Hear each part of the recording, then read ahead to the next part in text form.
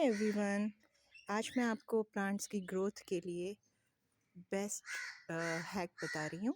वो ये कि आप ना एग शेल लें और उसको क्रश करें। आप बेशक ये हैमर के थ्रू भी कर सकते हैं। आप इस तरह क्रश करें, फिर उसके बाद आप इसको लें। देखिए ये इजीली क्रश हो जाते हैं एग शेल्स, और फिर वो लेके आप प्लांट्स की रूट्स में डाल दें न्यू। फिर ये इनके लिए बेस्ट है। फिर इससे प्लांट्स की बहुत ज़बरदस्त ग्रोथ होती है। और ये देखें माशाल्लाह।